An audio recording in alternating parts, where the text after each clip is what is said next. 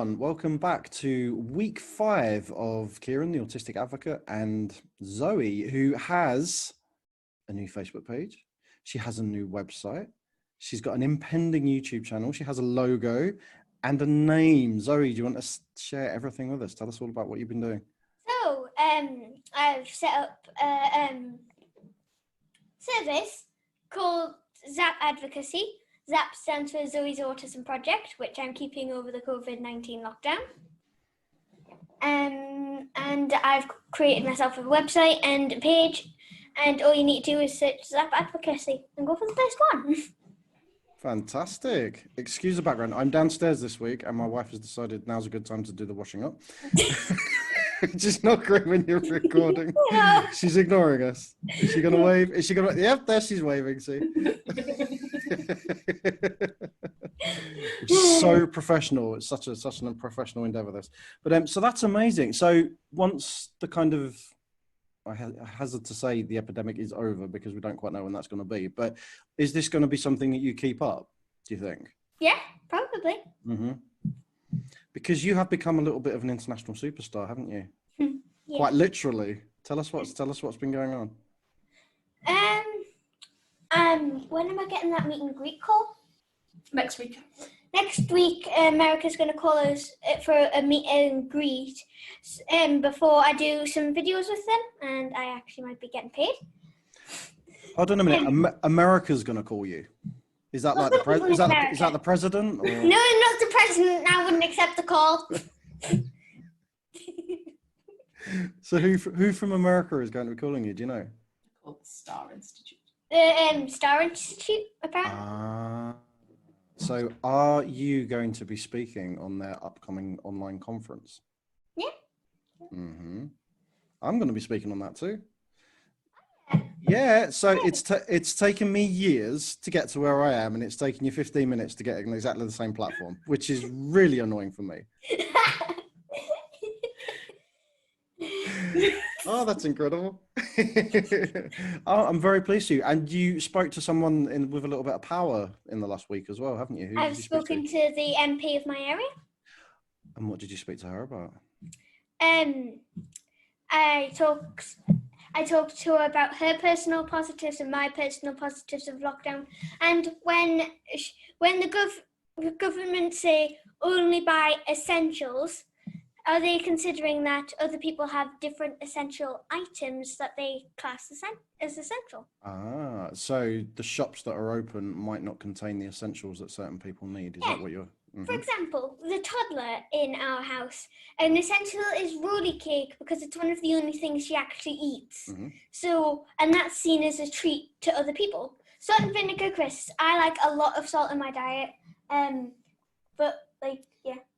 Yeah, you need certain brands of food, and your sister needs certain brands of food, and it's really important to you. Otherwise, it's not right, and it doesn't taste the same, even though some other people wouldn't be able to tell. Yeah.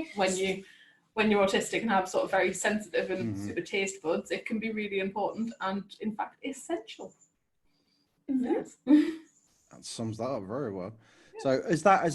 Has anything else happened in the last few days? Anything important? I've done some videos with Kerry. Kerry Highcock from the North East Autism Society? Okay. Who did not show up last week. What have you been... What was what? That she didn't show up yesterday. Isn't it you, Kerry? If Kerry's watching, yes, we are used to this, don't worry. So what have your videos with Kerry been about? Basically, what activity ideas to do in the COVID-19 lockdown. Excellent. Is she paying you? Nope. She should be. She said she would pay us in chocolate. I don't know how that's working out. Yeah, might be a little bit off by the time it gets to you, mightn't it? Or she'll have eaten it all. That's probably what will happen. Okay, so anything else happen in the last few days? Like I don't know. Oh, it was my birthday. It was your birthday. It was my birthday. We have been doing this so long. You have aged an entire year. That's incredible. That's how long we've been under lockdown, everybody. We've been under lockdown for a year now. No, I haven't. Well, were you not 10 before? I was 10 before the lockdown started, but that and started in how- March, and my birthday's on the 23rd of April. Yeah, so you were 10 and now you're 11, so you've aged a year, haven't you? You've gone up a whole number. I've gone up a year, but it doesn't mean that we've been in lockdown for a year. Do you know, I wind my wife up with this because technically she's a year older than me, but at a certain point in the year, she's actually 2 years older than me. She's 2 years ahead of me, so I just tell everybody that she's 2 years older than me. Apparently, Kieran doesn't understand how linear time works. No, I don't. Have you never heard of timey-wimey stuff? Timey-wimey stuff. Yes. Those guys are cool. Mm-hmm. One of my uncles is actually, I think, younger than me. Technically, he was born on the leap year. Oh, Uncle Spud, because he's only I think he's 12 now. Is he 12? He's only 1 year older than me. But you will definitely be older than him soon enough. You're well overtaken. Does he only get a birthday every 4 years then? Yeah. No. Does he celebrate it on the day after? Normally, yeah. Yeah. Cool. I'd love that. You could move your birthday. You could move your birthday around every year, couldn't you? You could just have it whenever you wanted. Whenever you wanted. Like the I did Queen. send him a 10th birthday card for his 40th. Did you? Right. Anyway, should we talk about autism or something? Should we do a video, or should we just sit and chat all day? We could have done this as a live, couldn't we? Just have a good old chat. So this week I've actually jumped ahead. I've got ahead of the game now. This is how good I am. I'm hot on it. I've called this week anxiety, and you're going to tell me this is nothing to do with anxiety now, aren't you? Well, one of them is stress. There you go. It's anxiety, people. This week we're talking about anxiety, even if it's not. Well, we're going to swap the baskets around now. He has week 6 in the basket, apparently. Oh, you've gone ahead a week. We're on week 5. Look, there you go. Fixed. There you go. See? Excellent. No, of course, it had to be the first question I picked. What's your question, kid? I'm sensing it's not a good one. Why do I get anxious? Why do you get anxious? Because I have high levels of stress around sensory input, mainly. Okay. Oh, I think the ironic thing about that question is that you've named this video anxiety already, and the first question was why do I It's get almost like there was a level of planning this week, and then we've got May have been, yeah. It almost might have been that I asked your mum to look in the basket and just have a quick judge of the questions and give me a good word that summed them up. But that didn't happen. That one was social, not anxiety. So is it just sensory stuff that makes you anxious? There's that big C word that you mention quite a lot. C. Ends in ange. Change! For a minute I thought you meant the coins and I thought that's not it. Well, I was going to say I've got some coins in my pocket actually. I've got some change. Is it making you anxious? If I jingle it next to the, is that making you anxious? No. Change is in like when we were going from being normal in school and then we went into lockdown. I had like several meltdowns for the first couple of days because I would get up assuming I was going to school, and then I wasn't. Nope. And I was like, I don't like change. I wasn't sad about leaving school. But you don't like change. I don't like change. We have a bit of a saying in our house that all change is change, even good change is change, and all change is bad. Yeah, it's those it's the transitions, isn't it, between something that you're used to and then something that you're not used to, or even if it's something that you're used to going to something else that you're used to, it can still be quite difficult to kind of. Yeah. I think even just really subtle change, like we decorated the front room for Zoe's birthday, and the smaller child's like, "What are you done?" But the thing that she did want the whole house painted pink. She did decide the whole house needed painting the other day, yeah. So do you find even if it's change that you've decided, sometimes it can still be a bit of a struggle? Yeah. So it's all change. Yep, all change. All change is change. Even good change is change. All change is bad. I think that's something that I struggled with your dad for quite a long time, because I was like, but it's good. good things changing.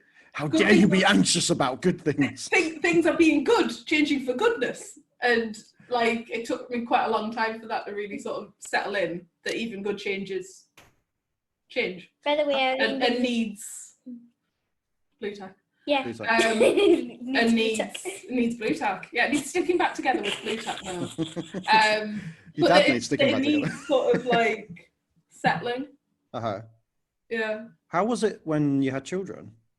Because that's like one of the biggest changes you can ever have, isn't it? I think Daddy was happy about it. Definitely Yeah, happy about Of course he it. was. Of course he was happy. That's not in I don't question. know. It's difficult because Zoe had a traumatic birth, Right. so there was a level of like trauma and stuff. We're not going to talk about my birth on camera. No, we're not. But There was another layer to it as well. Yeah. That took quite a lot of transitioning through as well. So it's quite difficult to sort of separate that. And then Harriet, although she had the planned birth, she was then ill from day one until 6 months old. Until we discovered she was allergic to milk. Until we got our medication and our milk right. So it's difficult because obviously there's different layers to it as well. And that's like a long-term change, really, isn't it? Because things are fluctuating all the time there. So that's, I mean, to a degree, I suppose it's relatable to what's going on now in the uncertainty and all of those kind of things. And that's really what change is, isn't it? That's where the anxiety comes from. It's that uncertainty. I'm trying not to say too much because actually the online conference that you mentioned before, Zoe, that I'm also talking at, actually this is going to be my webinar about these transitions and why it's such a problem for a lot of us. And so I'm just going to shut up now because I'll get sacked. But anxiety is real, isn't it? And it's really easy to dismiss anxiety as well, like with the sensory stuff we've said before. Yeah. But when you are feeling anxious and someone says, "Oh, don't worry, it'll be okay," does that make you feel any better? No. No, it doesn't. One of the things is if I feel anxious about something, like for example, sports day, I would literally be sick because there's like 7 air horns, there's booming music, and it's in the boiling heat. But sometimes I have to go into school because apparently children can't get anxious, and it's not fair. I think, I suppose if you have really high anxiety as an adult, you get to go on the sick. Yeah. When you're a child, you don't. You don't. No, the expectations. It's seen as exciting, and sometimes it's not. The expectations that we have of children is completely different of what we have. We expect more of children in a way than we do of adults. It's quite distressing sometimes. Yeah, that's not a good thing. So how does it feel when somebody kind of doesn't believe how anxious you are, Zoe? It hurts because like I'm telling the truth about my emotions. It is hard for me, full stop, to explain about my emotions. Explain it to someone and then told the fake is not okay.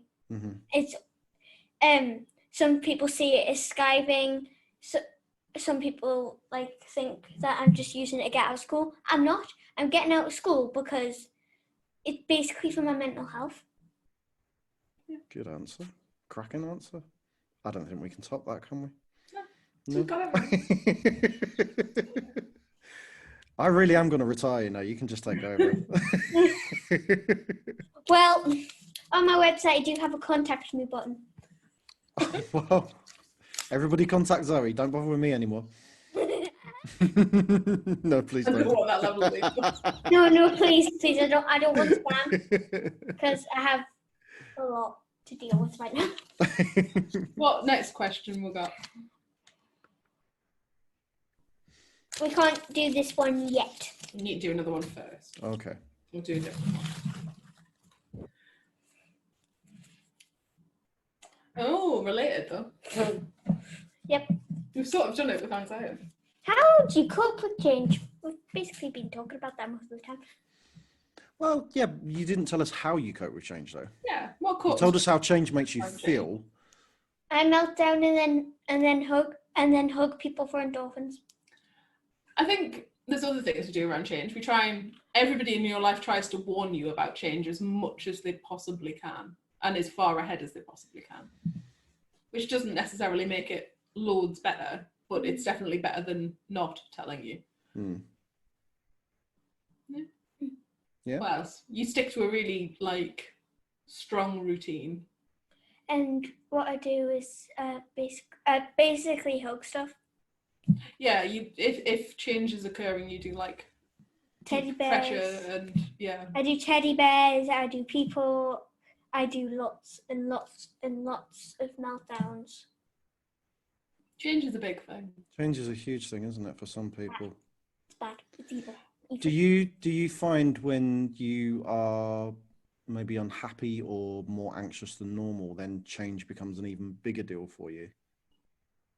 What was the question? So if your anxiety and stuff's already high, and then there's a change, it's worse than when you're in a good place and there's change. Yeah, definitely. So that's harder to deal with. Yeah. Because like change within a change within a change sometimes locks us into like this place where I cannot get out of meltdowns. I just feel continually sad, and because I'm dealing with blow after blow. I don't like deal with them all at the same time. I do one thing at a time because that's already a really big thing. Yeah. One meltdown doesn't solve all the problems. I think as well, the higher sort of like your anxiety is, even if that change is incredibly subtle, it's still huge. Yeah, it's absolutely huge, isn't it? And I guess I don't want to give too much away because I don't want to get sacked. Okay, but no, it's okay. But it's kind of it's about when you have that kind of singular focus, and when it's really hard for you to change, it's much safer for you to keep going in the direction that you need to keep going, that you want to keep going in, isn't it? And that's I think why we're very interest driven, because it's really hard for us then, because change is so hard, our interests are safe, and so we just keep channeling towards them, because then moving from one to another is quite a difficult thing. And even subtle things like micro changes are still huge things anyway. They're still changes, aren't they? So all changes change.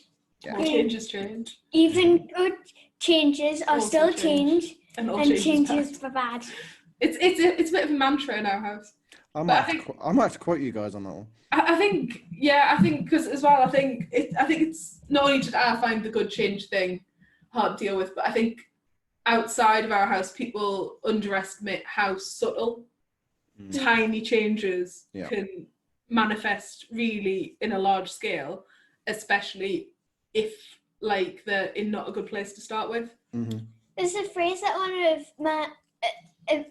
one of my mum's friends gave her, and I'm gonna kind of change it a bit, but it's still kind of change scrunches me up into a tiny little ball. At home, I feel I can unfold, but the wrinkles are still there. Yep. That's pretty much it, isn't it? That's the thing. And it's very hard for people outside to see those wrinkles, or to see the damage that might have been done by past wrinkles as well. That's also another thing as well. Yeah. Don't use scissors on people. We'll not advise that.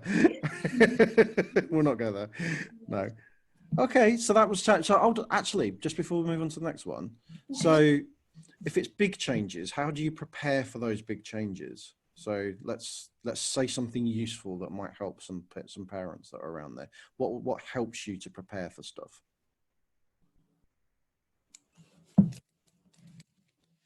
Being told in advance, and also thinking of basically a strategy to do something when the change occurs. I need to think of another routine before it actually hits, and then start getting it before the change happens. Yeah, I see. I also think we do a lot of prep that you possibly don't know that we do and notice that we do. So like before she did a big school trip last year, obviously before lockdown, I spent quite a while taking her through YouTube videos of the places she was going to go. I was just about to say that is the one benefit that I think was missing from probably our childhoods, had we been known about at the time, is that, you know, I always say to parents, it's not only telling the child or the adult about where they're going, it's being able to be present in that place as much as possible. So it's videos, the sights, the smells, the sounds, all of those kind of things, and have preempting that as much as possible. Because, for example, the Jorvik ride in York, I was happy to go in there until I heard that there were smells. Yeah. And I wanted a video, and I wanted to see the inside. I wanted to see the animatronics. I wanted to know how the smells were made and vaguely what they smelled like and which smells were used in here. Yeah. And when you got there, you were a bit anxious about going in, and then I think we went round it 7 times. Yeah, because I really liked it. Another example is, here's a place I really love, and I've probably mentioned it on one of the episodes so far. Alton Towers. There was once the Pirates Scare Maze. So I was told there were smells. I checked. I literally smelt the front door of the Scare Maze before I went in. I kind of didn't like it because there was flashing lights and people were kind of pushing you around, and you couldn't use it as much as the House of Monsters, which was really awesome. Yeah. But even in one of the room of House of Monsters, I gave you a scarf to wrap around your head. Which one was that? The plant room. The plant room. It was the plant room because it was really smoky. Really thing, and I think I suppose and that's also, more of a sensory thing. I would have to lift my feet up, so because there was chains that would go to like give effects, and I would have to lift my feet up because I didn't like the vibrating. But we do a lot of preemptively watching YouTube and Googling and looking at websites, and if you have somewhere, it's always good to see if they have an accessibility policy. Yeah. And don't go to places that don't have one. That's Don't give them your money. Really good advice. And Really that's the thing. And it's, I think, I mean, I've worked with several museums in Suffolk and Essex, making like video walkthroughs and stuff, and pointing out the different kind of places where there's going to be major sensory surprises as well, and that's quite a huge thing. And that's quite often the things that are missing from those bits, because you know they tend to do video walkthroughs when there's nobody in the museum first of all, or the place. Yeah. But actually that's not realistic, because when you're going to be there's going to be a lot of other people around. So you need to know when it's busy, what it's going to be like when it's busy, and all of those kind of things, and whether you're going to be stop, start, or it's going to be free flowing, and all those things. They having knowledge of those things really helps to reduce the anxiety going in beforehand, because it becomes familiar as best it can be. Obviously, it's only to a certain extent that these things can happen. But I just think, you know, with Google Maps now, lots of bigger buildings like the Natural History Museum, actually you can do video literally interactive walkthroughs through certain places and stuff like that. And it's, I mean, the technology is amazing, and it's helping so much, to the point actually where you don't really need to leave home, because once you've seen it, you've seen it. No, well, go. You need to experience. You need to experience it as well. But it's. But yeah, and I think as well, Google can also tell you how busy places are, like Monday through Saturday, and that's always good information. Yeah. Yeah. I'm sometimes really anxious about places where they have signs: "Do not film, do not take pictures," because you do not know what's inside, because you can't take pictures. Yeah, I know what you mean. Yeah, so like inside the House of Monsters, first time, really nervous because you didn't know what was in there. No.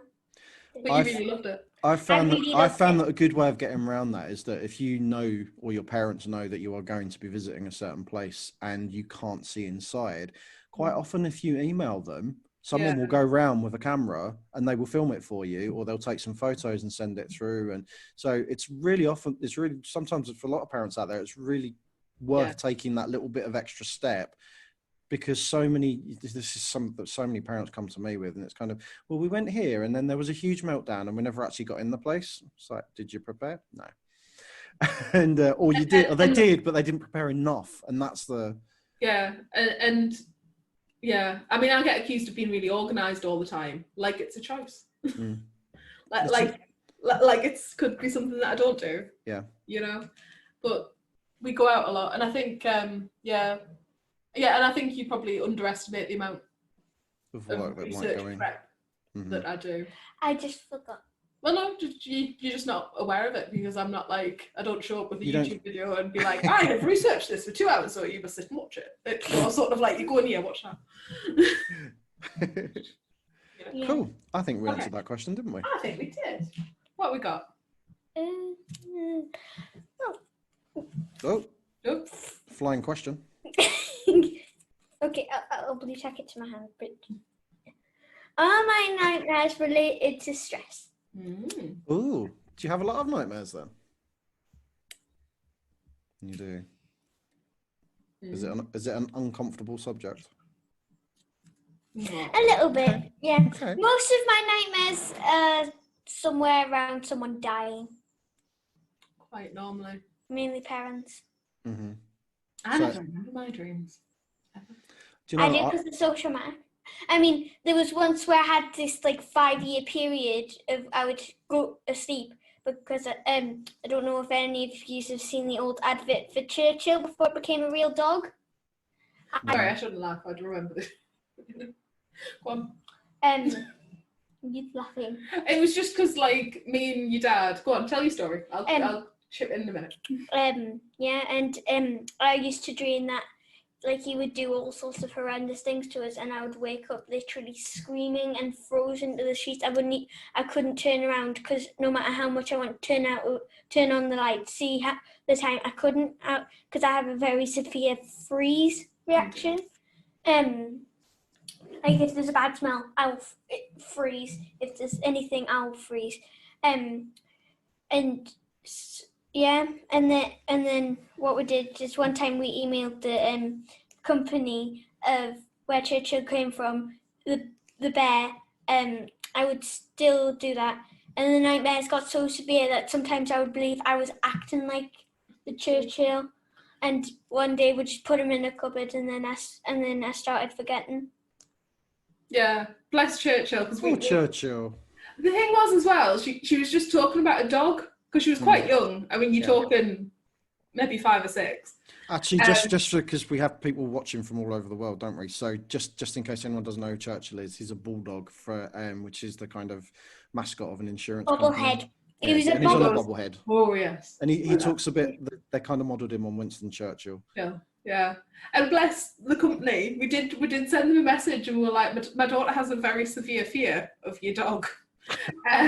You stop using him, please. And they sent her a plush gratis, which I thought was quite sweet. Or quite intimidating. Oh, intimidating. I don't know. My daughter's scared of your dog. Here, have one. But we couldn't figure out what me and Mark, it took a good few weeks to figure out what this dog was, because Zoe's always been into sort of like quite scary stuff. I mean, she started going to Scarefest Dalton Towers at 3. Mm-hmm. So we thought like Frankenweenie, or like if she saw something on YouTube that we've missed, or like something else. And yeah, it was Churchill. And I was like... It's funny how the most unscary things can scare. I'm going to make a confession, right?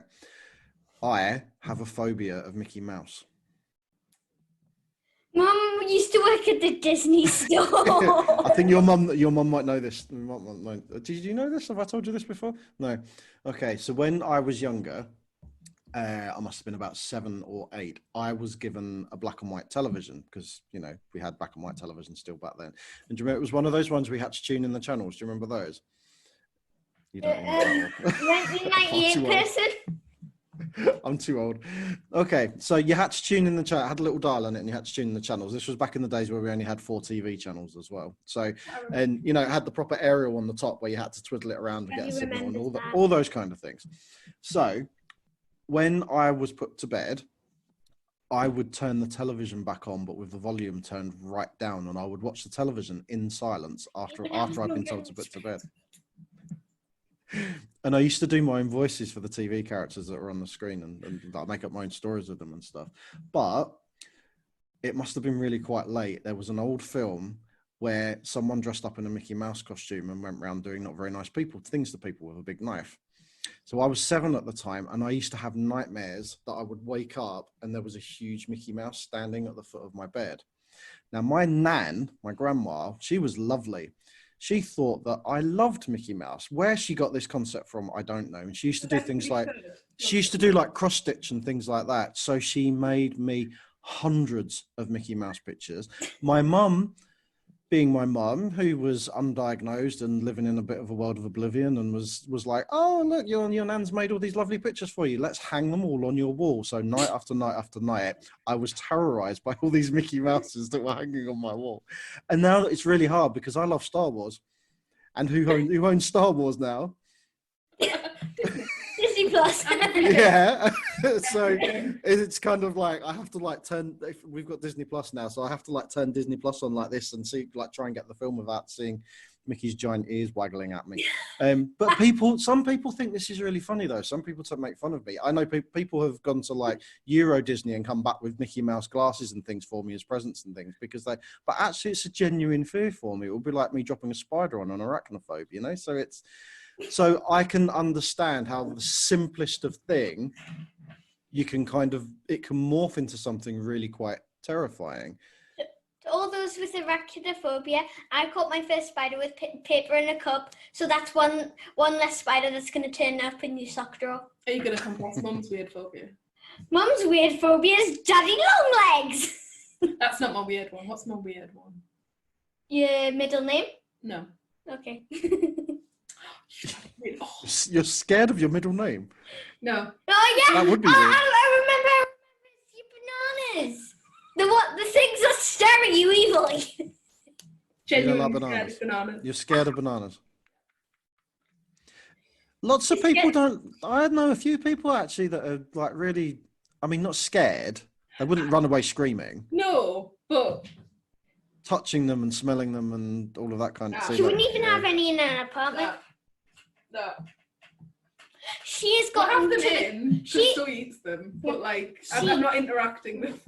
She got to a very, very good milestone. She picked up her first banana and put it in my lunchbox. Wow, that's not pleasant though. Not.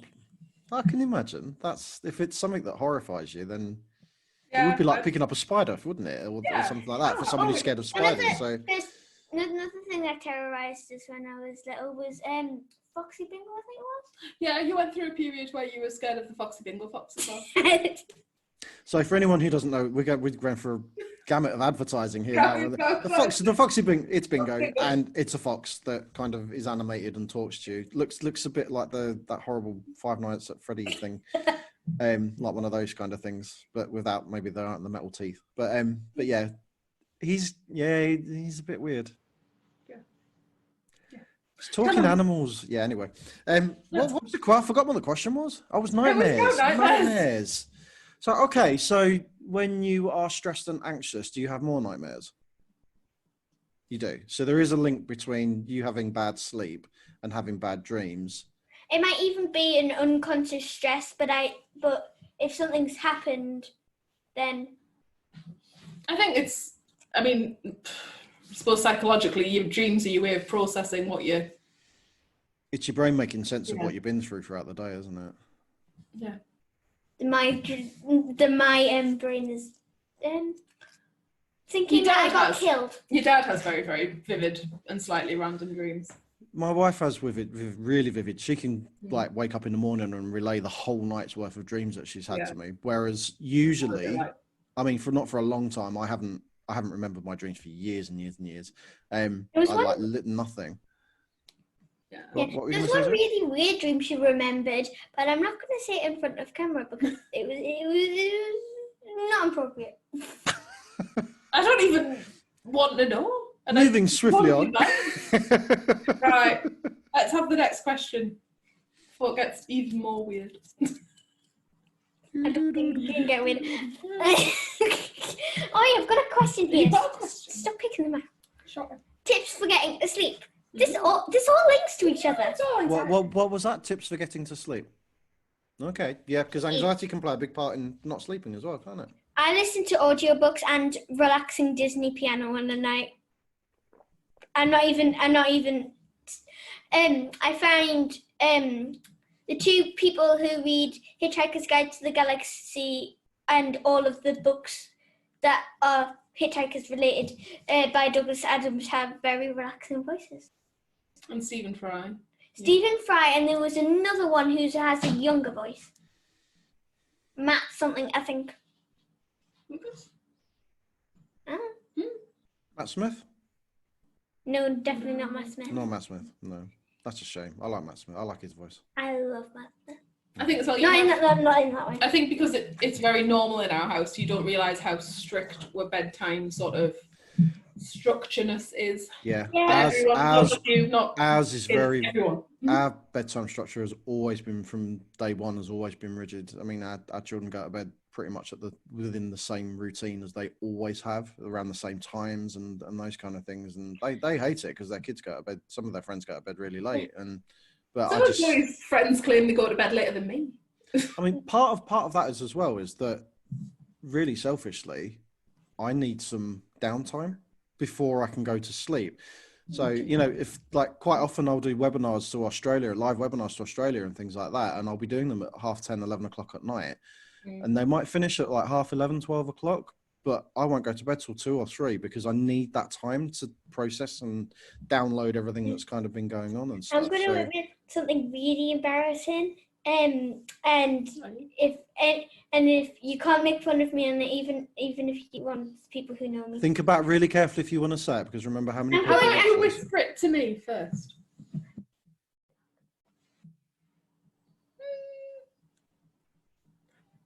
Could maybe talk about it in a different way in what coping strategies you have in your bedroom for relaxation. I have a nightlight. There we go. Okay. And I have to have the right level of light. Because I'm not really afraid of the dark. I'm afraid of not being able to see things. Not being able to see things as they are. So, weird shadows that look... And I really struggle with not seeing things how they are and not being able to see things, because I like being able to see, the structure of things. So, I mainly sleep with a nightlight, mainly so I can see. Because, as I say, the nightlight I had was first introduced when in my phase where I was afraid of Churchill and stuff, and I would see him in my dreams. I would see him under rugs and under my bed, and I would look, and there was a towel on the floor, and I would literally be pinned to the sheets. You've always had a light in your room, from as far back as I can remember. It's one of the reasons I like to see things. I'm not afraid of the dark. I mean, I'm fine with the dark as long as I'm able. I've been staring at the dark for a few hours and I can see everything because my pupils have got used to the dark. I think as well, your room's very dark, because it's got a full UV thing down the window. Mm-hmm. Whereas I don't like any light in my bedroom. See, when I was a kid, I grew up. There was a street lamp right outside my bedroom window, which was really bright. Also, I used to have the door open and the landing light on and things like that. And I didn't have a big bedroom, so it was really quite bright in there. But now I need it pitch black, absolutely pitch black. I'll shut my wife hates it because kind of she likes it in kind of light because she goes to the toilet a lot in the nighttime. So getting out of bed and tripping over in the dark is not great for her. But I need it pitch black. Is she? No, she's not there. She's not listening. She knows I talk about her. She's fine. But lots of people get up in the night and go to the toilet. There's nothing wrong with that. But so it's kind of. But I need it pitch black, otherwise I can't sleep at all. Also, what I have on the night is I have juice next to my bed because I would get up in the middle of the night, go down and literally cut my hands under the tap and go. I always have juice next to my bed. Because my throat gets really dry sometimes on the night. I don't know if it's because I snore or sing. Yeah, one of the embarrassing things about me, I talk in my sleep. Ask any of my Broomley Grange mates. I was singing a million dreams in my sleep. She does talk in her sleep. So do I, apparently. I sit up, and once I laughed, and my mum was having a panic attack in Lizzie Hall when I sat up and laughed. It's terrifying. What else do you do? You are the strangest child ever in the whole world. You know that. I would never. She didn't have much chance, to be fair, Kieran. Well, I'm going to embarrass my middle son because he sleeps with his eyes open. You've already told us. We know that, I think. If you go in his room and there's the lights, kind of like the moonlight, or whatever, is shining in just the right kind of direction, they're like this. It's creepy because you can't tell it. You can't tell if he's asleep or not. Literally, you cannot tell. And it's kind of, and his eyes kind of follow you as well. It's really, like those creepy paintings where the eyes follow you around the room. That's what his eyes are like. They're really strange. Sorry. How do they follow you if he's asleep? Well, they have little legs and they walk around the room.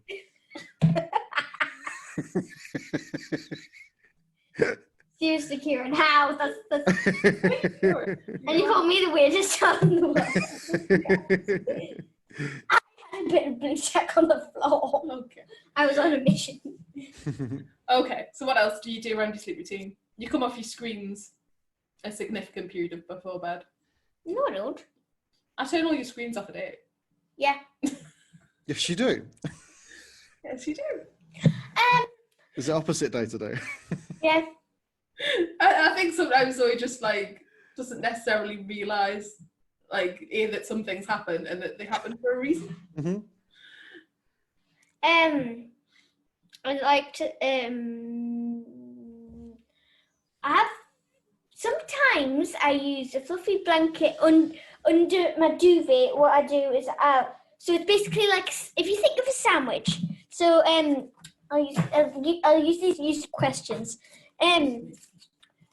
So basically I have a fluffy blanket and then on the bottom above my mattress, and then what I would do is I would sleep in between the fluffy blanket and the duvet. Mm-hmm. I would also have a fluffy pillow, and sometimes I would literally go all fluffy, and I would even wear my dressing gown to bed. Sometimes I don't. You like fluffy things. Depends. So. I think a lot of kids like sort of pressure and other things in bed. There's a lot of relaxation around sensory stuff, isn't there? And I guess that's when it verges on the point of stimming, really, isn't it? It's a relaxing kind of regulating thing that keeps you cool. Few and nights keeps you calm. I haven't been able to get to sleep very well because I've been getting too hot. But at the same time, I need the pressure of a duvet. But at the same time, I get too hot, which means I can't use the duvet. Otherwise, I get overheated. But I need the weight. Mm-hmm. So what else am I meant to do? I think it's hard, isn't it? Look, this is an issue for lots of parents who struggle to settle their children, especially autistic children. I mean, some obviously just fall asleep, which is great, but some don't, and that can be a really difficult thing. And I think it's really important to experiment to see what works and what doesn't work, and try. It's hard not to get stressed when you are tired as well, and you just want your child to go to sleep because you want 5 minutes of peace and quiet. And yes, we do need 5 minutes of peace and quiet, Zoe. So just go to sleep. Please go to sleep. But you know, what I mainly do is I be quiet so my mum thinks I've gone to bed, and then I let her go to bed, and then I stay up and start cartwheeling around your bedroom.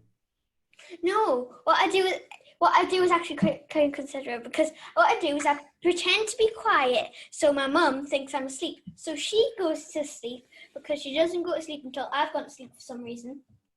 Just because it's late out on evening. And she's worried that something might happen and she'll be asleep, maybe. If something happened, I live above her. She will hear it. It's true. Although she doesn't hear it when I scream mum sometimes. To be fair, there's a whole outside wall between your bedroom and mine. Anyway. And she snores apparently, doesn't she? And talks and a snore and a talk. So she probably didn't hear you. Yeah, mum generally don't. Yeah.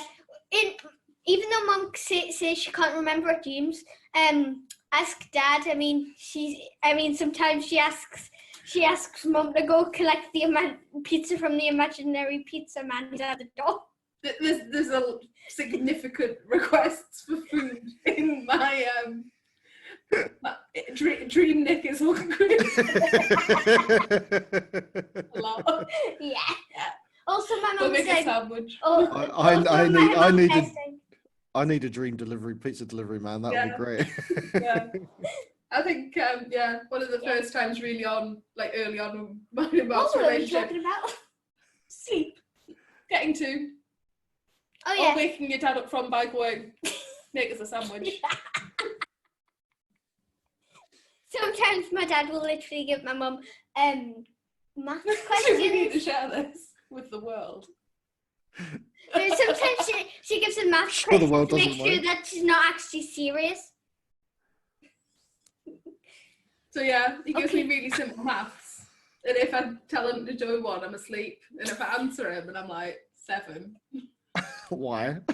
Why?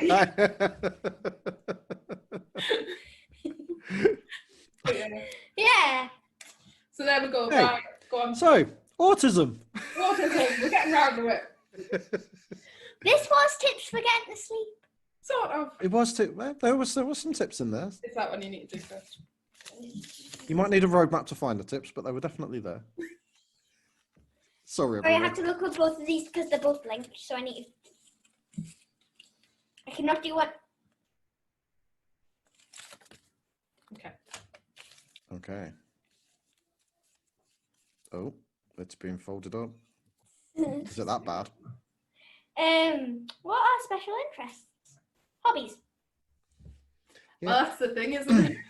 I don't like that term. I really don't like that special term. interests? No, it's really kind of pathological and icky to me. It's like, it's hobbies. Why can't we just have hobbies? Why is everything autistic people got to be special? Or it's, you know, it's like, I like riding horses. You're autistic and you ride horses. You must do horse therapy. You know, everything's like that, isn't it? It's kind of, we have hobbies. What's your hobbies, Zoe? Tell us about your hobbies. Well, stuffed toys. Video games. I do like it. Uh-oh. We have a notification. Why is that not plugged in? What? We can edit this bit out, but we've just got. It's staying in. The comedy element of this is just. No, the battery power's running. No. Before I give some, why is it not plugged in? Have we done something wrong? Have we messed with Daddy's stuff? Is this the vengeance of Daddy? Wait for it. Your mum's going to plug it in. She'll knock something in the cupboard. The whole cupboard will collapse. I need you to go back a bit, so it's like you're wrapped around your chair. Oh, this is so staying in. The world wants to be entertained right now, so let's entertain them. I do not give this permission to this editing. Go on, carry on telling us about your special interest. We'll just ignore your mum. She'll just do tech stuff in the background. It's kind of impossible to ignore her. Tell me about stuffed toys. You always have a stuffed toy with you, don't you? Mm-hmm. Is that is it because it makes you feel reassured, or someone to cuddle? I just like them. I think it might be because of the fluffy thing, sentimental value. I don't know. One of my other hobbies is painting and not being attacked by the toddler. That's a very big I don't hobby. think that's a hobby. It is a very big hobby. Because I have to run. I have to run to stay out of it. I like scootering down the road. I like playing with sand. Yeah. What do you like? Climbing trees. What do you like more than anything? I was going to say, what do you like very intensely? Soft toys are definitely one. What is the entire theme of your bedroom? Harry Potter. Do you like Harry Potter, Zoe? Well, I must do since I got my entire bedroom redecorated so it matches the theme. See, I think that's when you know the real difference between something being a hobby and something being a bit more intense than a hobby is when that you're importing stuff from Japan because you have all the UK products. We don't have all the UK products. We're importing stuff from Japan. Yeah. And not because you're lacking in stuff. Yeah. I mean, new stuff being invented every day. And there's a tiny bit of it in this room as well. What Harry Potter, where? No, the other thing begins with L. We have a lot of oh yeah, I remember that thing from the day. I wonder why. Lego. Is that your thing or is that somebody else's thing? Oh. There is a lot of that because it is more than one person's thing. Right, okay. So if you went up into my loft, you would find probably about 50 boxes full of books. You raised my hopes. And when I say boxes, I mean huge boxes. I have thousands and thousands and thousands. Oh, can I borrow one? You can borrow several if you can go out there. You have to fight the mice and the dust. But I don't really have mice. But the only reason they're in the loft is because when we bought our house, we planned on finishing it first because it wasn't finished. And we managed to get it for a good price because it wasn't finished. And then all of a sudden we had 3 children appear. Why are you bleeping at me? What's going on? I think I've unplugged something. What was that? Sorry, I thought the alarm was about to go off because that's the beep it makes. It's not the alarm. I know it's not the alarm. It's something chirping. Is there a bird in there? It was like a chirpy noise. It was an electronic beep and we've done An something. electronic bird. Beep! I'm sorry I said that, but that literally shocked us. Oh, there it is again. Is it the printer? No, it's not the printer. Believe me, we're not allowed to touch the printer. And I broke it yesterday. Well, a couple of days ago. And she somehow managed to get it properly like wrinkled and jammed in little loops. She managed to break it more than the printer can break itself. If it keeps chirping, we'll just ignore it. And we'll edit it out. So you're very specifically told to use the second plug. There's even a message on the wall. Did you use... But that's a strange standy-up plug socket thing, and it was an angle issue. No, you should have used the second plug. Is that not the second plug? No. Is there another second plug? Yes. Oh. Oh well. We're dead. This is why we're not allowed down here. Mum, the second plug is down there. I think everything's plugged. No. Why would it be beeping at everything? Edit this out, please. Especially when it's full. Kieran hasn't got time to edit this for tomorrow night. It might have to go out on Tuesday. Go it out. Yeah, Right, please edit out. Right. Back where we were. What was we talking about? Books.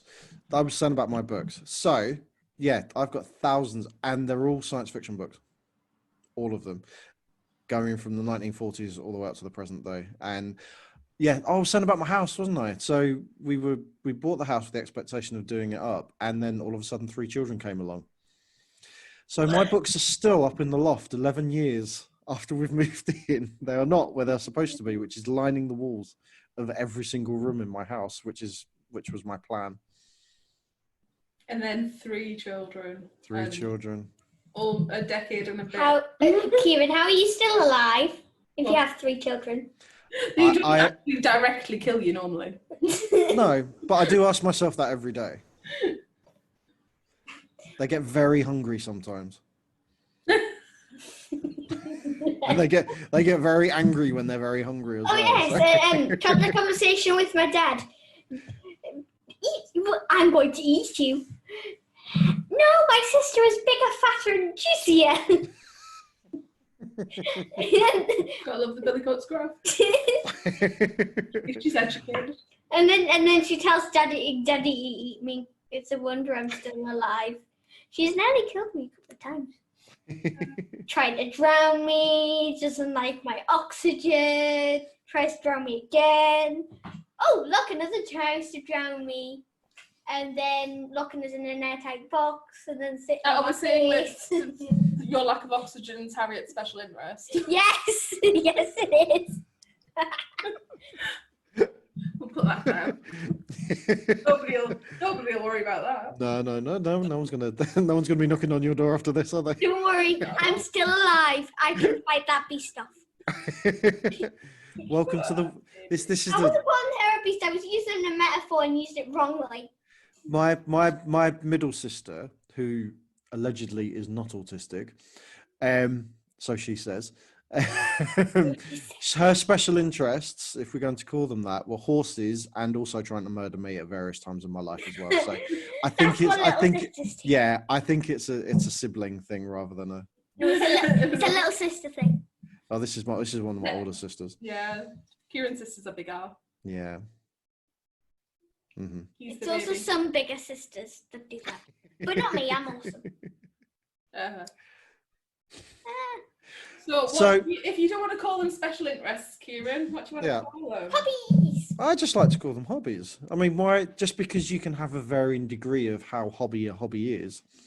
How hobby your hobby is. Yes. Yeah. I hobby intensely with my hobby, which is reading. So I love reading. It's the one thing that kind of, Actually, I've got another one. Guess what I've got for you? I was just going to say. Sorry, Pratchett. No, I've got another one though. Ow. No. Because what do I talk about all the time? Autism. Autism? Mm. If I have a special interest, I would say that That's it. autism would definitely fall under that. Makes me happy talking about it. See, when we were back pathologizing Zoe when she was 6 and getting a diagnosis, biology and human biology was very much something that was brought up, because at 6, Zoe could tell you the 3 different parts of the brain and their function. And we started to do biology. Like, I can remember sitting with a doctor that was diagnosing her, talking about if she could explain to Zoe how cells transfer matter and how some carried them and some infused them, because I didn't understand. But she wanted to know. Well, and I do think, yeah, there's you have a natural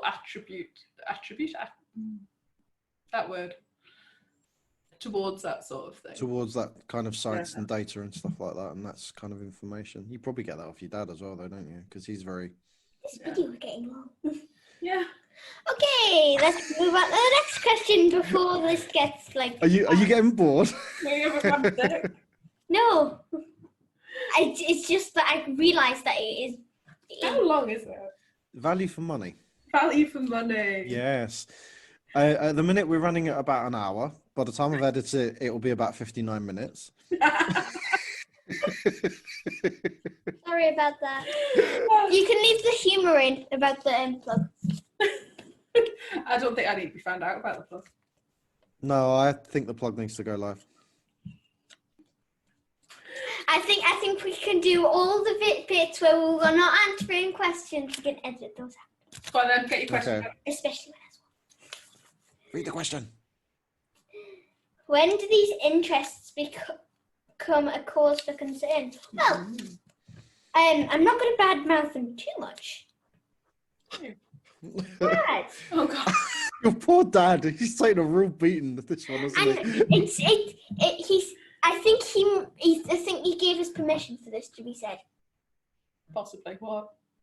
About his special interest. Which one? The one where he drew that picture while coming off it, that you realised, the one you used to watch YouTube videos about on the telly? That game! I've no idea what you're on about. Dad, if you're watching this, you know what it is. So he had a special interest and he couldn't stop playing the game and he would watch Oh, I'm with you, I'm following. There it is. Which game was it? No idea. So Mark can go, he tends to pick up, he has a sort of a generalised interest in a sort of similar way to Zoe in data and patterns and computing. And stuff like that, but sometimes he can fall far too into his hobbies, even to a point where this is what she talked about. He got into a game, and I can't even remember what it was called, but there was a programming element to it, and he came to me and he's like, "I'm on it too much.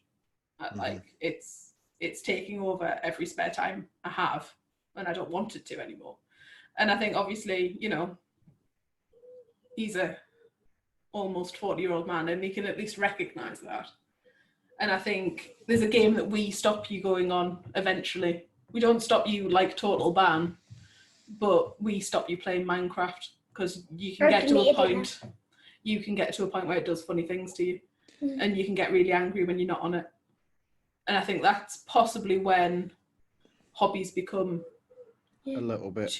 I've deleted it to save space for my new hobby, which is Animal Crossing Pocket Camp. I'm not on it too much. No. But it's awesome. And I think as well, I think it depends on the game, because you can spend several hours on one game and it'll be fine. But sometimes on certain games you can spend several hours of them and you'll come off and you're not fine. But I think obviously we talk about that a lot as a household. Yeah. Because it's not. It's not just Zoe that's autistic for a start. No. We have a lot of conversations like that around kind of games and stuff like that in our house as well, because I probably quite like Mark. I used to play a game called Football Manager. Yeah. My 20s were basically me playing Football Manager. That was my crutch. I left my teens and the things that I had as a crutch during my teens, which were not Football Manager, which we won't talk about in the presence of children.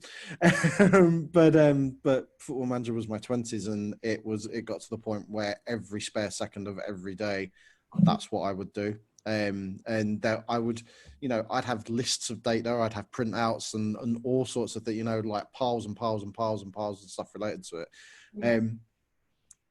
And yeah, it became an issue. So I recognize that now. I recognize it myself. I don't play it anymore. And I'm a lot better around games and things now. I don't let myself get sucked in now. I'll play for a little while and then literally have to rip myself away, but I'm aware that I'm doing it, and it becomes difficult, especially because it is a crutch quite often for what you're feeling.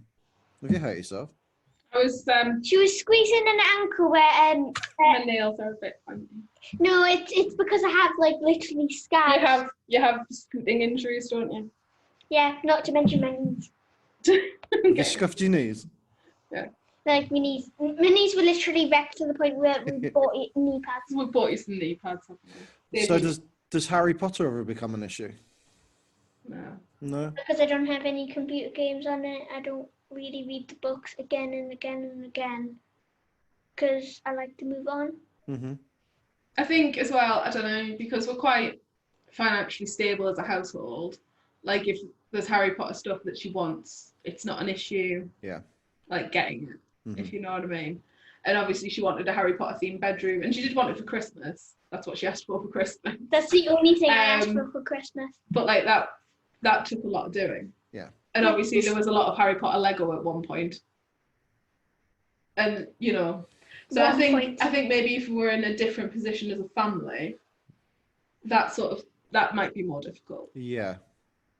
Especially if the hobby or the interest is something quite fanciful or expensive or rare or and that's the thing, isn't it? And it's kind of, I mean, we've gone through the Pokemon phases in our household, and it becomes all encompassing, and it's like we need these cards, and we need this, we need that, we need the other, and then all of a sudden, I don't know if my mum knew this, but I went through a phase where I was obsessed with watching things of Disneyland, because I was obsessed with going there. I really wanted to go, but at the same time I couldn't manage the crowds, and I probably couldn't manage one day of there. Yeah. But at the same time, the rides were amazing, the animatronics were amazing.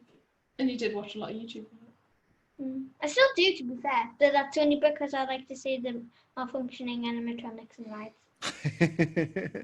I mean, my eldest was buses. Were his thing, like riding on buses, watching bus videos. I mean, like seriously, he would find YouTube videos of like Birmingham bus station from the 1960s and things like that, and would watch that. Buses, trains, it's quite a common thing. Talking of buses. Oh yes, I see one. Yeah. Oh, buses mean blue tack, man. But sometimes I think we can get quite excited about our children's special interests as well. Yeah. And it's because like I was going to say with the Pokemon thing, because then it became a bit of a thing for me, because I like buying presents and I like finding kind of niche stuff to kind of so that people really get excited about it. So then it became like, let's find the most rare Pokemon card ever kind of thing. And it's like, and then I get in a competition with myself to see the good stuff that I can find. And then that kind of encourages it. And then 6 months later, they have no interest in Pokemon whatsoever. And I'm sitting there looking at this pile of Pokemon cards thinking, what have I done? All that money. Why don't you just sell them? You can like make the price higher for single. I know you can possibly sell things. What did you and your dad do? You and your dad had a Pokemon Go moment, didn't you? You ended up on a bus tour of Newcastle to go and like get all these Pokemon. It was a daddy-daughter time. It was a daddy-daughter time. And I do think we don't have a lot to any of it. I do think there's a lot of sort of bonding opportunities with your kids around their interests. I mean, I know you're saying you're looking at a pile of Pokemon cards, but like what we used to do is we would collect not Pokemon cards, Animal Crossing amiibo cards, but instead of and you would give us them as presents, a bit like you with the Pokemon cards, but except we would sell the extras. So on eBay, and you can get much more money for singular ones because in blind bags you don't know what you're gonna get, but yeah. Yeah, and I do. I think it wasn't really an obsession. It was just something because you could use it for extras in the game. And I definitely think get on board with whatever your child's particularly interested in. Well, I mean, that's the thing that this is something that I always say to teachers. If you are struggling to engage with an autistic child in your class, or the child's struggling to engage with the work or whatever, use their interests in order to, you can like Pokemon, Star Wars, anything, whatever their interest is, cuddly toys, you can use that in so many different ways. Completely. And it can really kind of drive engagement through that. And that's, but lots of teachers seem to just like banging their heads against the wall and not thinking outside the box a little bit. I don't know why, but yeah, but it's, so when someone's anxious though, just to kind of bring it back to topic, we are talking about anxiety, believe it or not. Stress. Yeah, stress. Yeah. So, but when you are anxious and stressed, you are more likely to want to fall into the thing that makes you less anxious and stressed. And if that's Harry Potter or whatever, computer games and things, you can understand how then it becomes you fall into that. It becomes a shield around you to a degree, doesn't it? It's somewhere where you can lose yourself and forget about what's going on that's making you hurt, basically. Mom, if you pass us that, I can show people what Daddy did after he fell out. So he drew 2 pictures of robots after he fell out of the obsession of playing that game, and it's awesome, and yeah, he really loved doing it. I think, yeah. I mean, go for your special interests. Do whatever makes you happy, but be mindful when you're starting to fall into it. And for example, the point where to stop playing a mobile game is when you're about to spend money on it.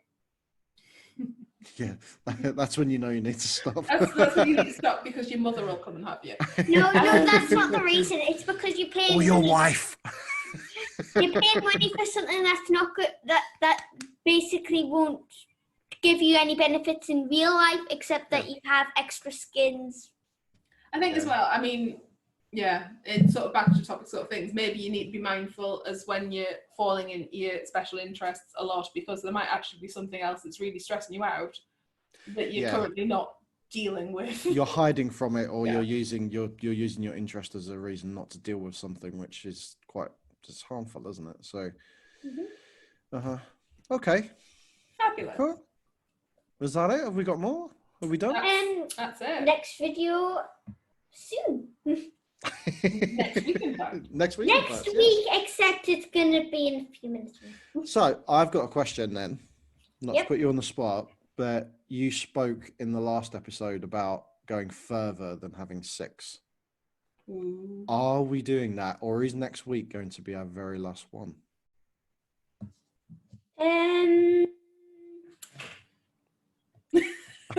Well, if there's been Zoe, it's over to you. If there's been any comments about any questions that people have asked, or there's any emails that people send us via my website, because you can do that now. If you send us any questions through there, comment on previous videos, we will be checking all the comments on there. And if you have any questions, we will be making a 7th video. If you don't, well, we're not. Because I can't think, because it's useless having questions that I have prepared, if it's not, because people might have different questions that I might not have thought of. And what's the use of tips for getting to sleep if you want to ask about? Maybe you could just do it because you like annoying Kieran. Yeah. Why? I've got an idea, because your following is not very big at the moment, and because mine is. Why don't I run a poll on my page asking people to come and post their questions and see what sort of things they want to see talked about, and then we can maybe pick some topics at the very least. And we don't even need questions to a degree. We can just talk. If someone says, if there's a topic that someone's interested in or wants to see talked about, then we can just meander and wander away and ramble on, and like we do anyway. So. You can either go on Kieran's poll or do it to my website. It doesn't matter.